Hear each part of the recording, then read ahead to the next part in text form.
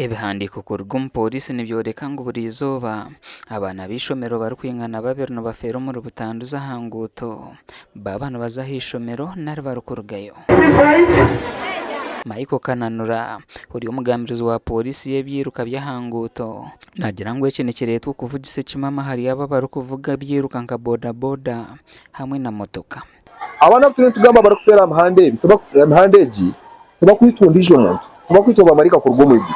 hona nibitwa baziri habina abana nabo aho ashara mu kuvugisa kimama akabura kwemerera umwana akakurusinga umuhanda okumara hwekizubeki polisi y'ebyiruka byahangute tandikire hururu y'amashomero ga primary mu rembo rwa Fort Portal okwegesa abana b'amashomero hamiringo eyibako basa kwerinda mu butandwezi. Abana aba bagaraka kutubera ambassadors ba road safety bashiba bari omuka babina bazire babo tumaze gambana baha babajya nkonka dadi umushaya tujya ngo toshimwa no simba moto ko tasibire musipi mbwenu manyangu ni chukuru kusoma musipi utakatanche kuvuga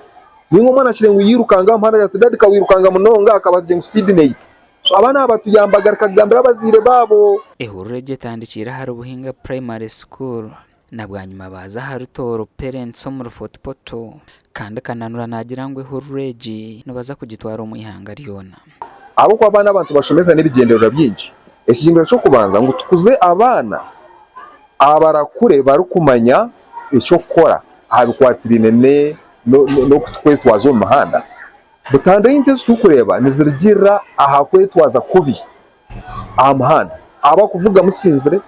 aba kuvuga isekimama aba kuvuga mukapakira abantu binji ebyo na bikorwa abantu tubikorwa polisi tubikorwa n'ibikorwa abantu so umwana ko kumutandika akiri muto akurana amanyenge bitebe tubirungi kandi byo bikureta za butandu tureba polisi negira mbwa butandu zikubaho zikwikanka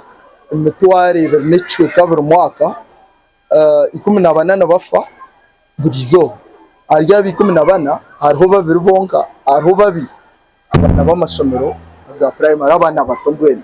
abakufa burizoba ico ne kitshkwera kiza munonga gasha kwa Jonathan Tsengwire.